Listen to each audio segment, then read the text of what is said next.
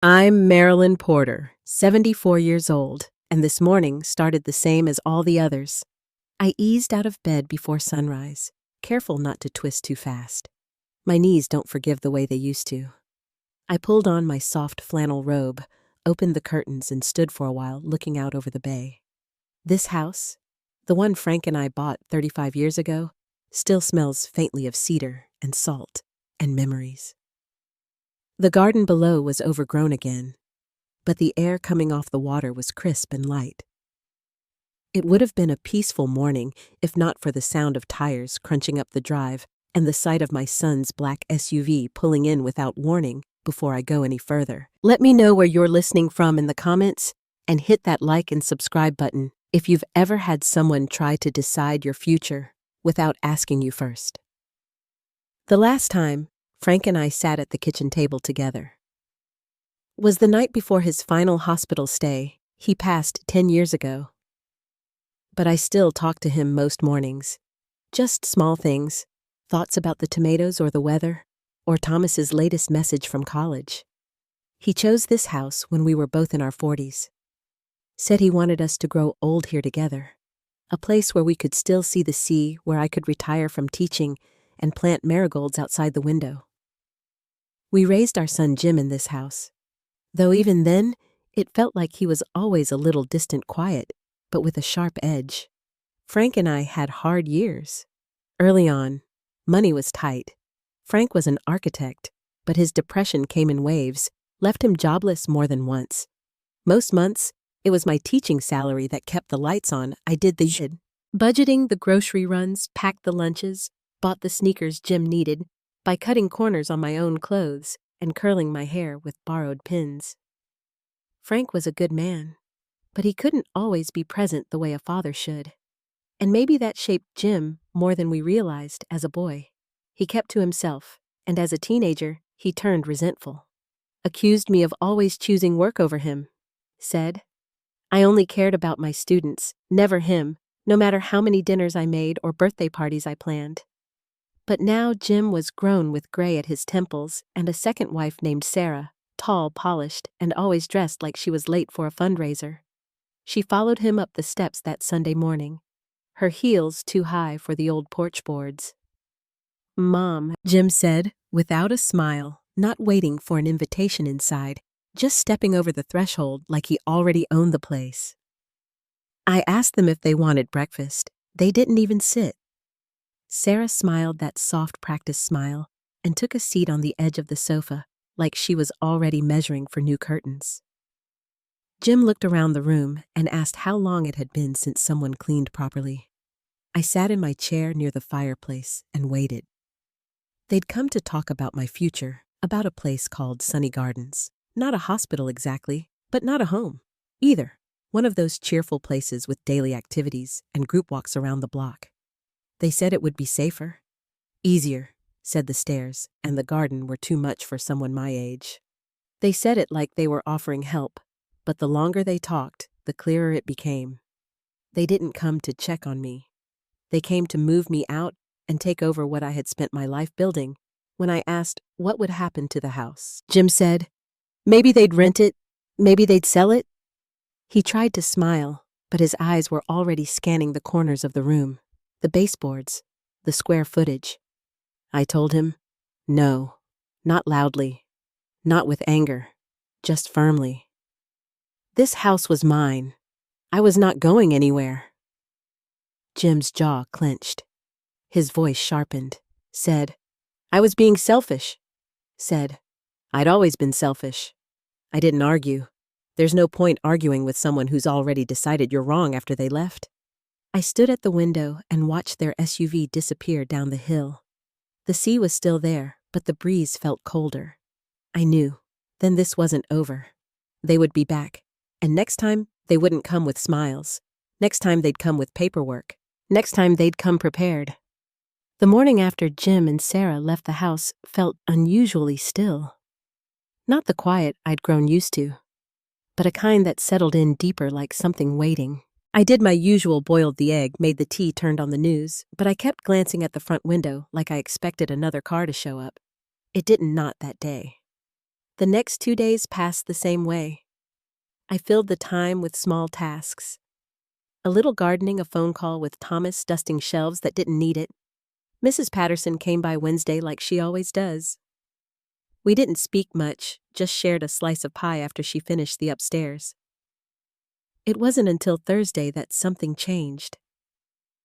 I just rolled up my yoga mat from the senior routine I follow on the tablet when the doorbell rang. I glanced at the clock 11:00. Through the stained glass on the front door, I saw Jim's silhouette.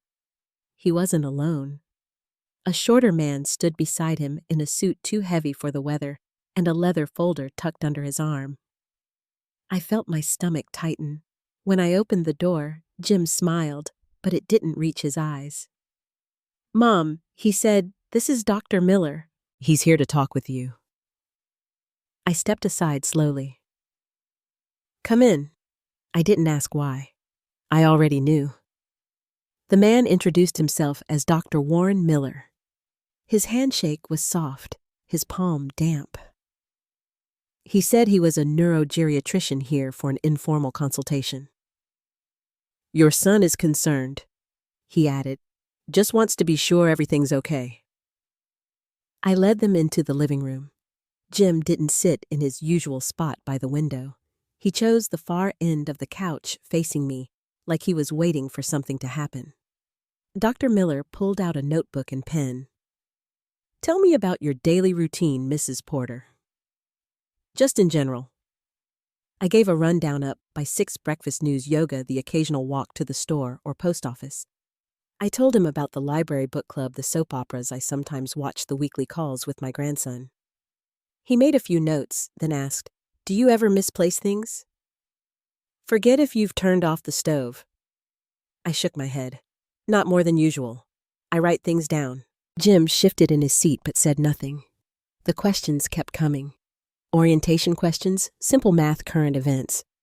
I answered them all. Dr. Miller never cracked a smile. Then Jim spoke up. "Mom, Sarah and we've noticed things, repeating stories, forgetting what we told you just the day before. We're worried." I looked at him. "That's not true, Jim." My voice stayed even. "I'm not having memory problems." He looked out the window. Dr. Miller leaned in slightly. "Your son also mentioned moments of aggression, episodes of paranoia, accusations." I blinked. "Excuse me, he says you accused Sarah of trying to steal from you, that you yelled during your last visit?" I stared at Jim. "That never happened." Jim didn't look at me. "See," he said quietly to the doctor. "Immediate denial. It's the condition." The rest of the conversation passed in a blur. Dates, presidents, a few memory exercises. I answered all of them correctly. Then Jim pulled something from his jacket pocket, a folded piece of paper. "This is Dr. Miller's report," he said. "He examined you last month. You don't remember I took the paper." My hands trembled, but not from age. It was a medical evaluation on official letterhead, listing me as the patient. The diagnosis read early-stage Alzheimer's. Recommendation, constant supervision and assisted care. Dr. Miller's signature was at the bottom. "This is a lie," I said. "I never saw you before today." Dr. Miller didn't respond. Jim leaned forward. "You don't remember. That's the point. I asked for a second opinion from my regular physician, Dr. Bishop." "We've already spoken to her," Jim said. "She agrees with Dr. Miller." I knew that wasn't true. It couldn't be. Dr. Bishop has known me for 15 years. I tried to stand, but my knees felt locked. I reached for the phone. "I'm calling my lawyer." Jim stood too. "There's no point, Mom. I've already been appointed your legal guardian." He handed me another document. This one was from the court, dated last week. It named Jim as my guardian and declared me medically incapacitated. I couldn't breathe. "We've filed the papers to sell the house," he said. "You'll move into Sunny Gardens next Tuesday."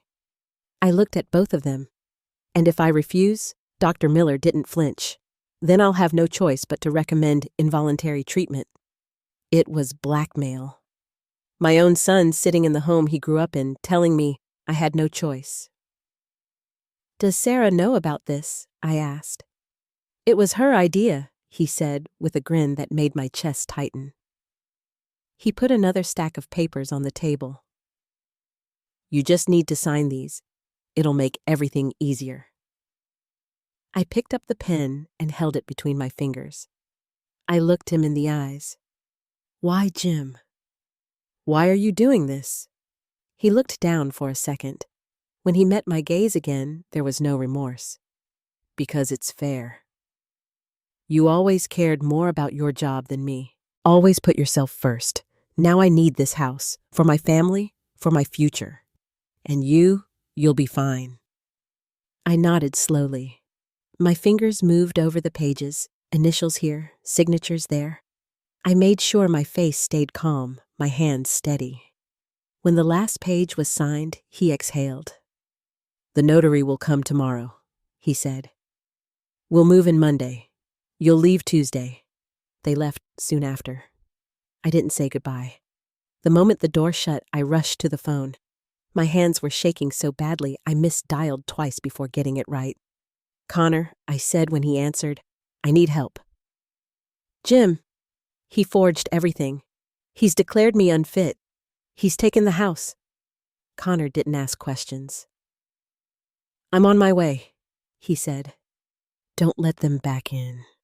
40 minutes later, I saw his car come up the drive. He stepped out, still wearing his blazer from the office, tall and focused like the old days. He didn't wait for me to explain. He looked at the documents, read every line, and didn't say a word until he was done. This is criminal, he said quietly. Fraud, perjury, coercion.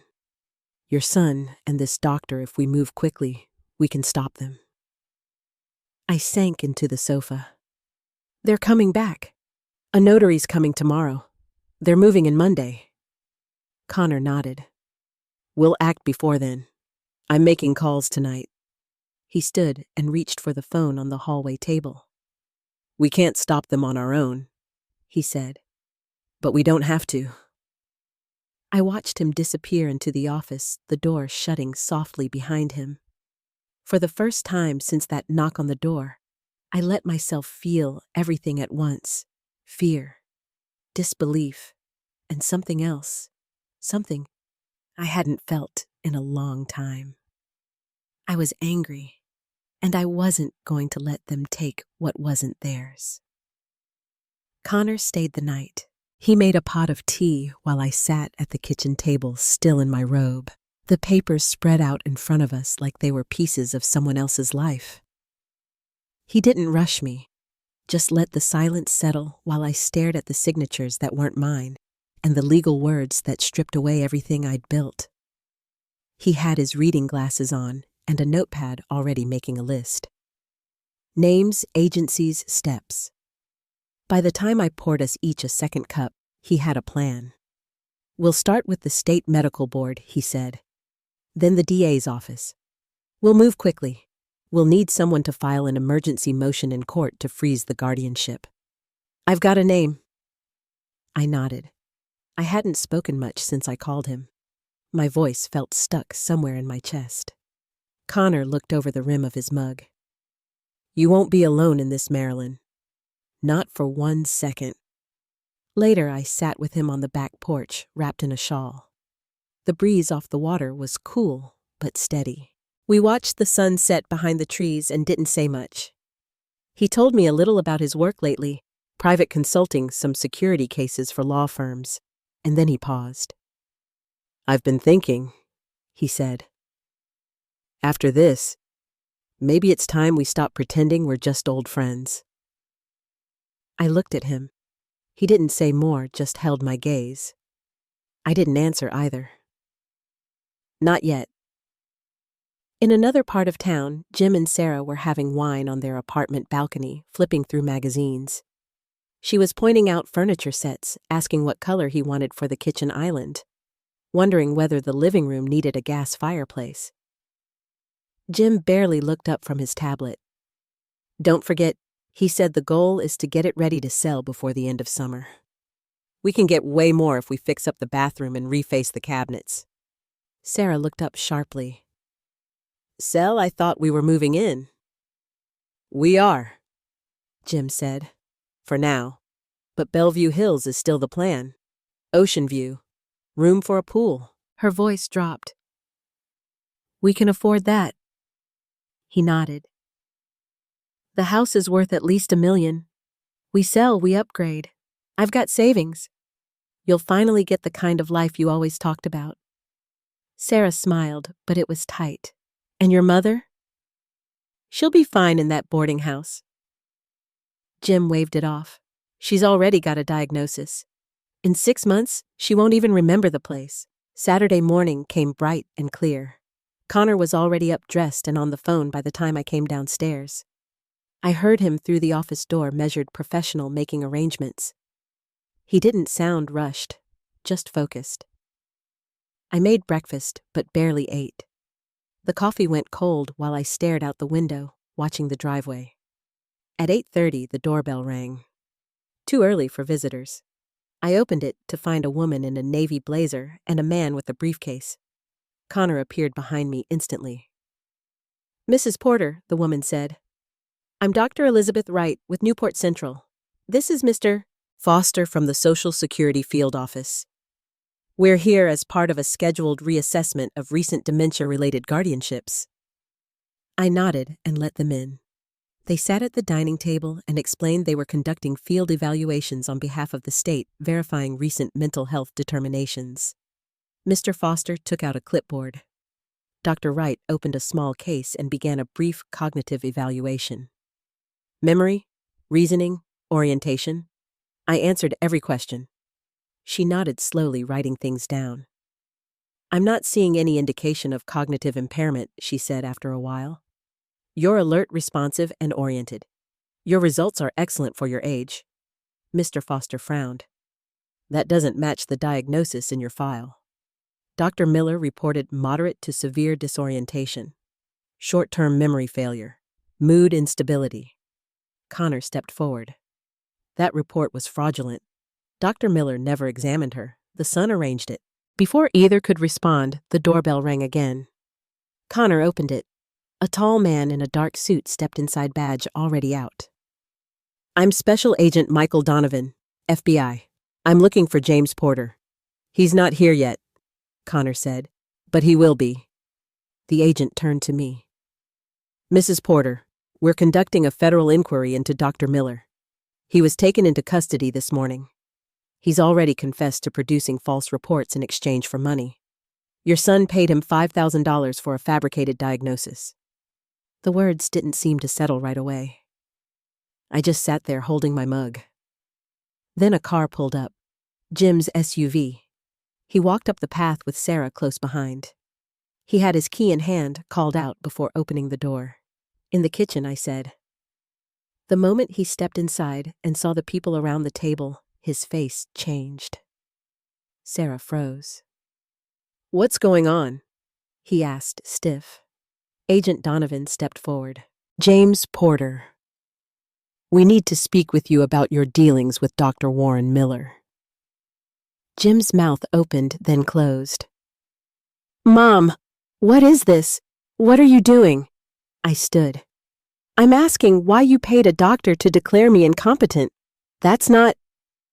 Dr. Miller is a licensed specialist. He did an evaluation.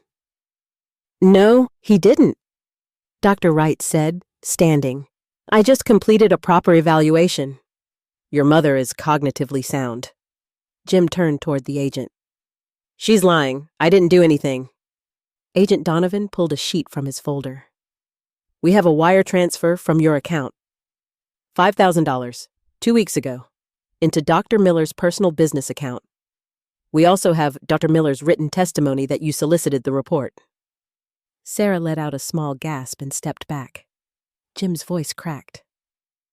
This is a setup. The agent didn't blink. If you'd like to come down and make a formal statement, now's the time. Jim looked at me. You set this up. I protected myself, I said quietly. His hands twitched at his sides. I just wanted the house. His voice broke when he said it. No explanation, no apology, just that. Agent Donovan answered a call. When he returned, his voice was calm. Dr. Miller just gave us a full list of prior clients. He confirmed your name, your request, and your involvement. We're taking this forward. Jim didn't speak. Sarah turned to me slowly. Lucia, I didn't know it would go this far. I'm sorry. Agent Donovan motioned toward his colleague. James Porter, you are under arrest for fraud, forgery, and attempted misappropriation of property. Jim tried to speak again. Mom, please. Help me. I looked at him, not answering right away. The agents read him his rights. Sarah was asked to come as a witness. The kitchen emptied quickly after that. The silence that followed felt almost too big for the house. Connor sat down beside me. Are you all right? I don't know, I said. But it's done. He rested his hand over mine. I know what's coming, I said after a pause. Lawyers, courtrooms, decisions. Connor nodded. We'll face it all. But for now, just breathe. I looked out the window at the yard. The same garden, the same view. But everything had changed. The hours after Jim was led out of my house passed quietly. The sun dipped low across the yard, and Connor stayed close, sorting through the last of the documents, while I sat at the kitchen table, still in the same cardigan I'd put on at dawn. Dr. Wright had left a signed statement confirming I showed no cognitive decline. Mr. Foster promised to expedite the removal of the guardianship order. The FBI took everything related to the forged papers, and still I couldn't bring myself to turn off the porch light. Connor offered to stay another night. I nodded. He didn't press. Later, we sat in the living room, a fire going low in the grate. The heat wasn't needed, it was July, but I think we both wanted it anyway. The warmth helped the silence stretch easier between us. I don't want him in prison, I said quietly. No matter what he did. Connor didn't look surprised. He stirred the last of his tea and set the cup down. I know, but I won't let him take the house. Not again. He nodded slowly. Then we find a way to hold him accountable without destroying him. I watched the firelight flicker on the brass frame above the mantel. It was a photo of Thomas taken the summer he turned 11, grinning with a fishing rod in one hand and a peanut butter sandwich in the other. Jim had taken that photo. That day, he'd been patient and kind. He'd taught Thomas how to bait a hook and how to clean the catch. I remembered standing on the porch and thinking for just a second that maybe something had healed. Connor leaned forward, elbows on his knees. We'll propose a deal. He cooperates, gives a full statement about Miller and the realtor who connected them, and in exchange, we request leniency. Probation, not prison. Restitution, not ruin. And if he doesn't cooperate, then we let the charges stand as they are. I nodded. My hands were folded in my lap, and I noticed I was gripping my own fingers too tightly. I made myself let go. The next morning, the call came. It wasn't Jim. It was Sarah. She'd been granted a single phone call from the FBI office. Her voice was low, almost flat. He's panicking, Marilyn. He thinks you can make this go away. He asked me to call. Will you come? Connor was already slipping on his jacket before I hung up. At the Bureau's downtown building, we were met by Agent Donovan and a man he introduced as the district attorney, Richard Summers. The DA led us into a small conference room. The windows were frosted glass. There was a pitcher of water on the table and a stack of folders at his elbow. Thank you for coming. Mrs. Porter, he said.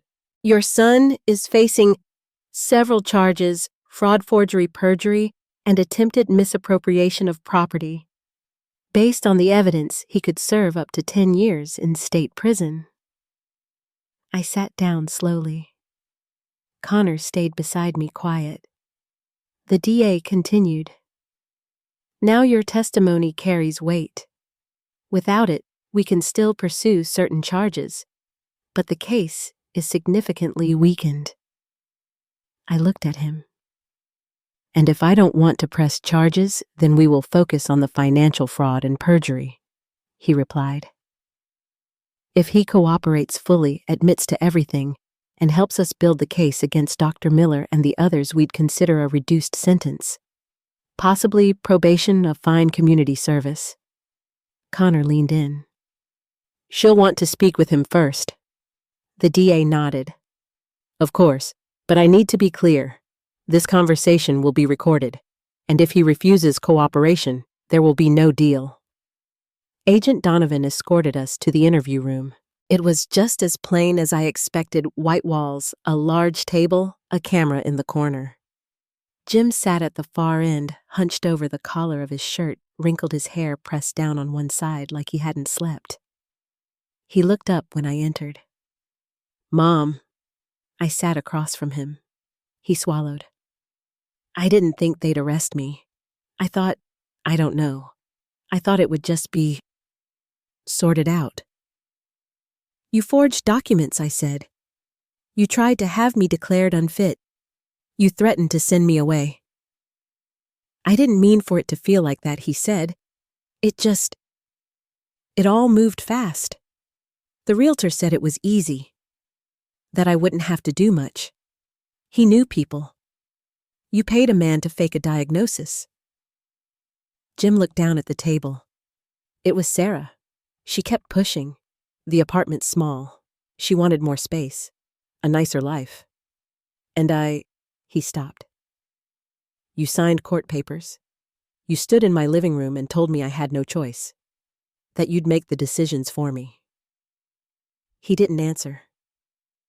I took a breath.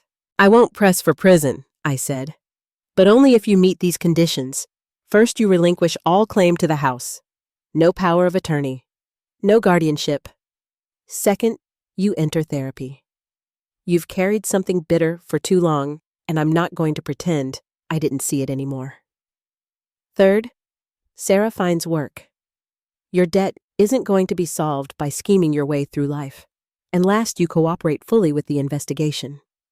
You give them every name, every document, every detail. He looked up at me. Okay, I mean it, Jim. All of it, no negotiation. He nodded. I'll do it. Connor was waiting in the hallway when I stepped out. I told him the deal had been made. He gave a small nod. Then we'll start drafting the paperwork. That night, the house was still. No officers, no legal mess spread across the table, no more knocking at the door. Just quiet. Real quiet. I went out to the porch. The tide was high and the wind had shifted. Connor came out a few minutes later and joined me on the step. What happens now? He asked. We let the process unfold, I said. And we see if he keeps his word. Connor sat beside me, his hands folded loosely between his knees. The porch light flickered once, then steadied. The following Monday morning, the front door stayed shut. No SUV pulling into the drive. No knock. No voice calling out Mom. I went about my day as usual. Boiled an egg, read the headlines, trimmed the basil in the kitchen window. The guardianship order had been officially lifted. The house title was back under my name. And yet I still checked the lock twice before going to bed. By Wednesday, Connor had spoken with the district attorney again. Jim had followed through. He'd provided names, copies of emails, even old texts, with the realtor who'd introduced him to Dr. Miller. He admitted everything: the forged documents, the court petition, the payment. The prosecution dropped the more serious charges. No jail time. Just probation, a steep fine, and 200 hours of community service. Connor read me the details over coffee that afternoon.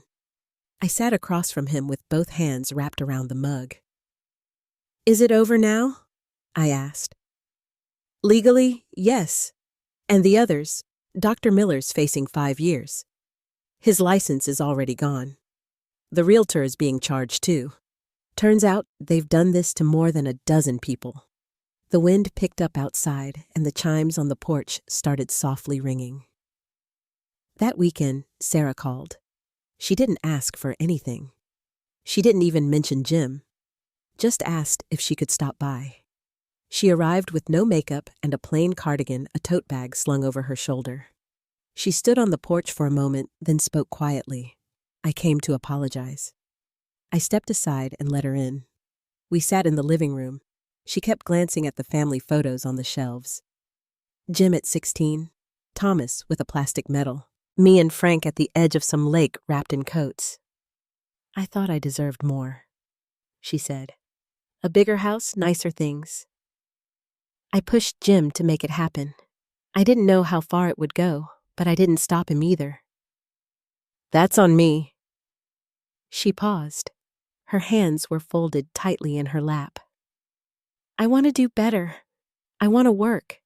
I need to. I heard from Connor that you were looking for someone to help with administrative things." I nodded slowly. "We talked about it. He said he'd consider it if you were serious." "I am. There's no glamour in it," I said. "Just filing calls, sorting reports. Reliable work, but quiet." "That's what I need," she said. "Something honest." She stood a few minutes later. "Thank you for hearing me out. Tell Connor to expect your call tomorrow," I said. She blinked, surprised. "You're really giving me a chance. I'm giving you a start. What you do with it is yours to manage." The next few weeks passed in steady rhythm. I cooked more, walked to the market instead of driving, wrote a long letter to Thomas, printed out a few old photos, and tucked them in the envelope. Connor started coming by more often, sometimes for dinner, sometimes just to sit quietly on the porch while the sun dipped behind the trees. Sarah kept the job, showed up on time, stayed late when needed. Connor said she was organized and respectful, nervous still, but steady. Jim called once. He didn't ask for anything, just wanted to let me know he'd started therapy. Said the first session had been hard. He hadn't talked about his father in years. "I thought I hated you," he said, "for how things were. But it's not that simple." "I know," I said. "I'm trying, Mom. I hope you keep trying." The next morning, I took out the old tablecloth I'd stored for special occasions. It still smelled faintly of lemon polish and cedar. I ironed it, laid it across the dining table, and made a shopping list. Roast chicken, sweet corn, lemon bars. That Sunday, I hosted dinner. Jim arrived first. He looked thinner, older somehow. The weight of everything still on his shoulders, but something in his face had softened. Sarah followed, carrying a bowl of salad with a little too much dressing. She asked if I needed help in the kitchen. I said yes. We sat down just after 6.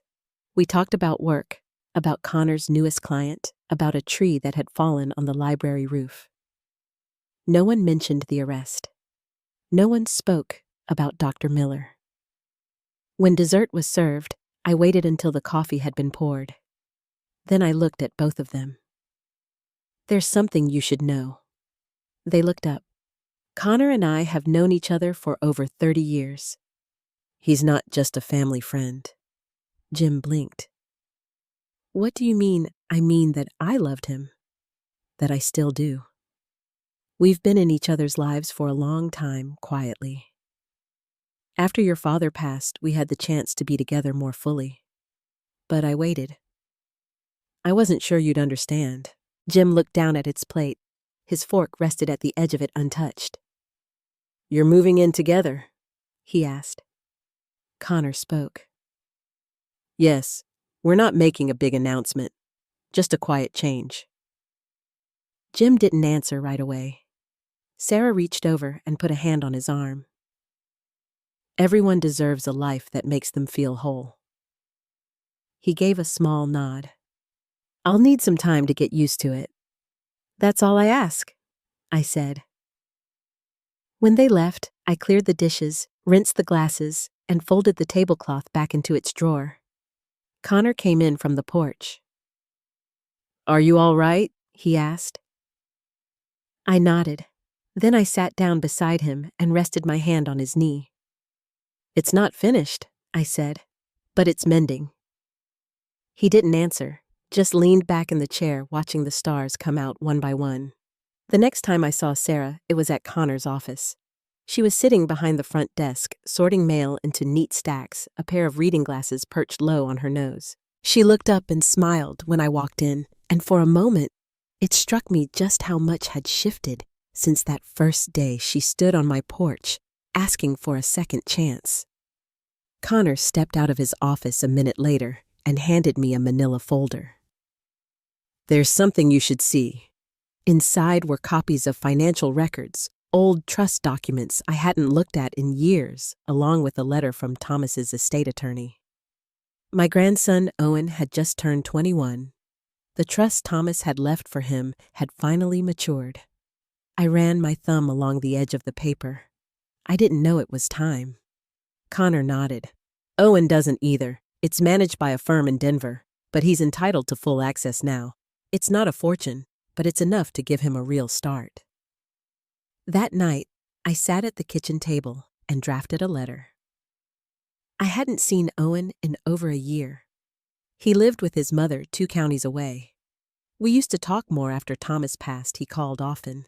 But in the last few years, the calls had grown fewer, and when I left him a voicemail now, I rarely heard back. Still, I signed the letter carefully and added my phone number again, just in case it had changed in his contacts. The envelope went out the next morning. Days passed. Then, a week. I was folding towels in the guest room when the phone rang. Grandma? His voice hadn't changed much. Still quiet, still a little cautious. I got your letter, he said. I didn't know about the trust. It was your father's idea. He set it up before he left for his last deployment. There was a pause. I'd like to come by. He arrived that Sunday afternoon, taller than I remembered, same dark hair, same careful posture.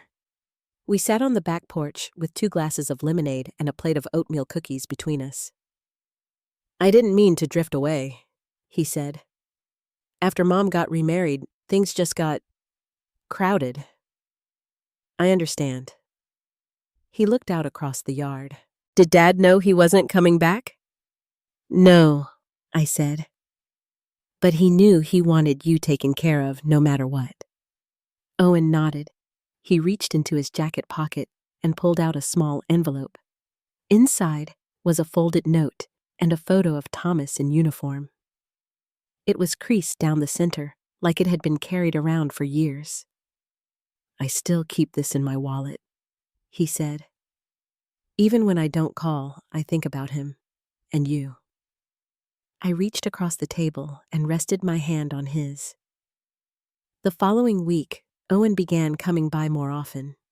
He helped me fix the back fence, cleaned out the garage, even replaced the batteries in the smoke detectors without me asking.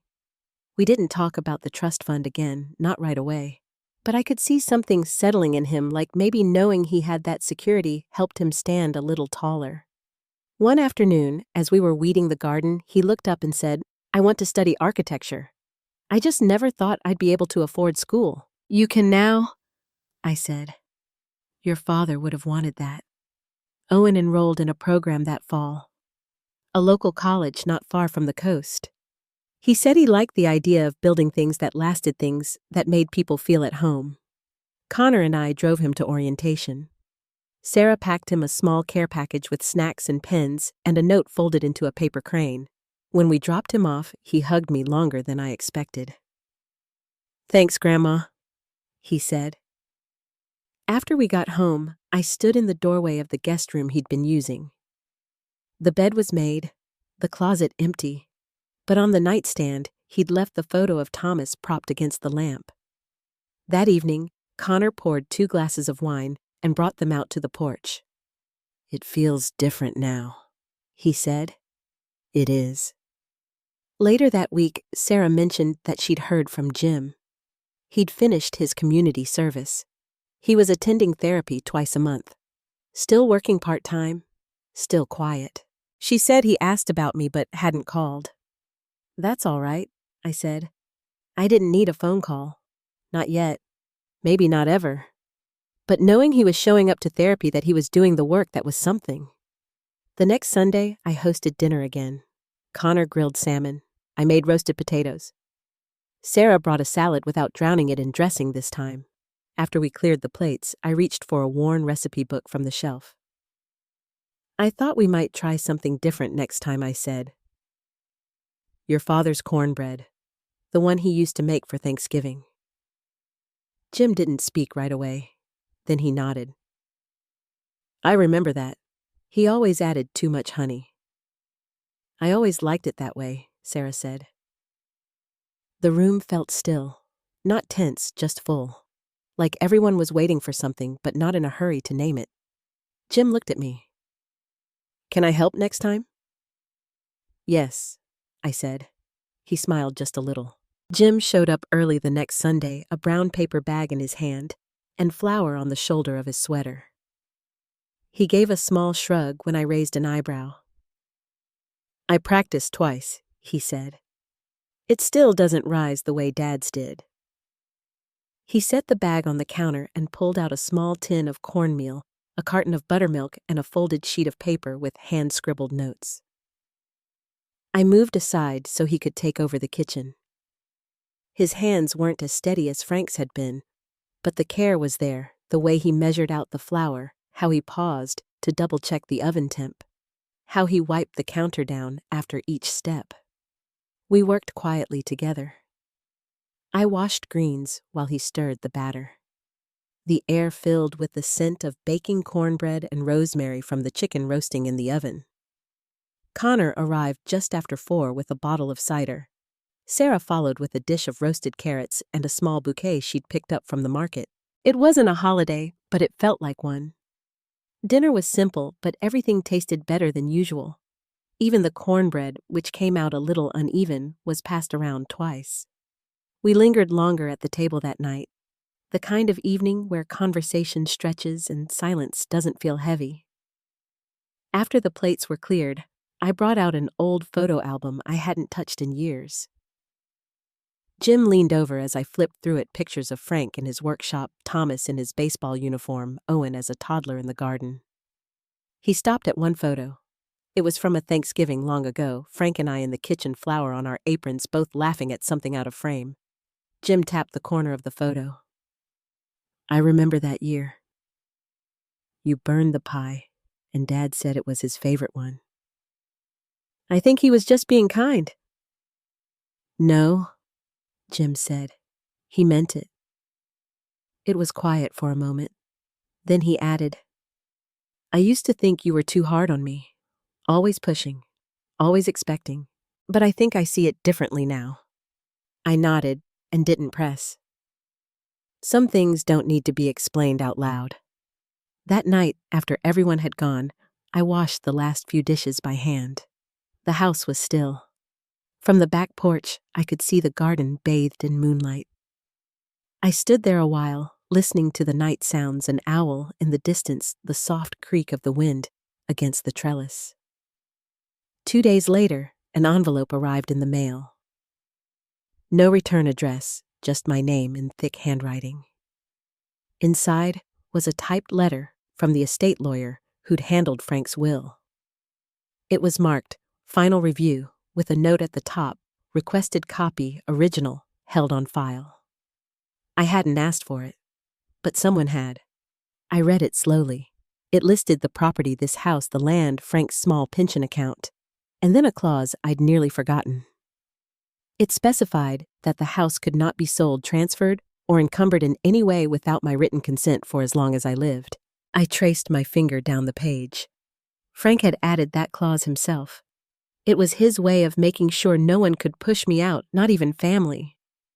At the very bottom of the page in small print was the original witness signature, Jim's. He would have been in his early 20s then. Home from college for the summer. I tried to remember that day. Maybe he didn't understand the document fully at the time. Or maybe he did. Either way, he had been part of it, whether he remembered or not. That Sunday, I made a copy of the will and placed it in a red folder. Not for drama, just for clarity. When Jim arrived, I handed it to him without a word. He opened it, slowly, read the first few lines, then looked up. "I don't remember signing this. You did." He nodded, but said nothing. "It means I can't be forced to sell." Frank made sure of it. "I see that now." I didn't ask why he'd come with papers that first Sunday, or why he'd thought it might be easy to take control of the house. That part no longer mattered. What mattered was this he knew now. The boundary was set not by anger or punishment, but by Frank's quiet foresight and a legal signature that had come full circle. After dinner that evening, Jim offered to wash the dishes. I let him. He hummed while he worked a soft tune I didn't recognize. And when he finished, he dried his hands and said, "I'll be back next week."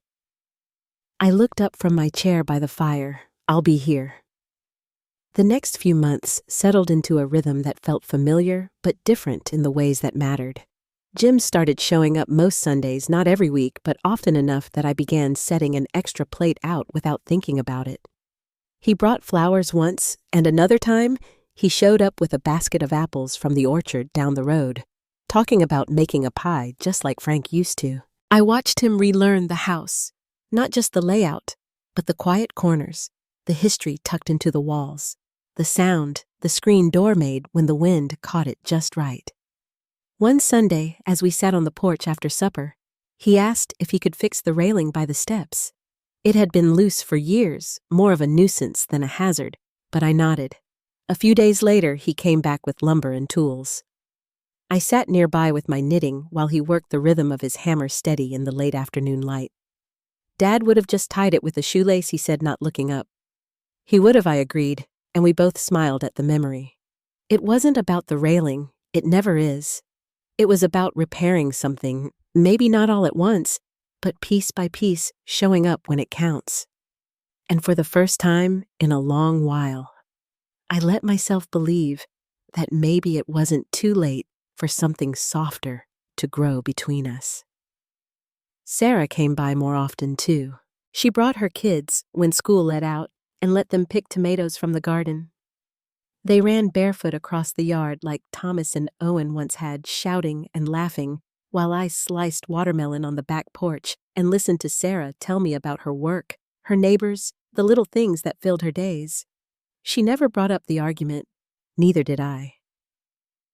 We just moved forward quietly the way women have always done. The house felt fuller again, not crowded, but lived in. I kept the red folder in the desk drawer beneath the old recipes and Frank's reading glasses. I hadn't needed to show it to anyone else. Just the once was enough. Its weight wasn't in the paper or the ink, but in what it had represented, not revenge, but dignity. A quiet line drawn in permanent ink. One evening, as the sun dropped low behind the tree line, I stood at the kitchen window watching the last of the light fall across the yard. The porch steps looked sturdier now. The garden was overgrown in places, but the tomatoes were coming in strong. In the distance, wind chimes played a soft, uneven melody. I thought of all the years this house had held. The laughter and the arguments, the losses and the grace. And how in the end, it wasn't money or titles or deeds that mattered most, but who kept showing up after the noise settled down.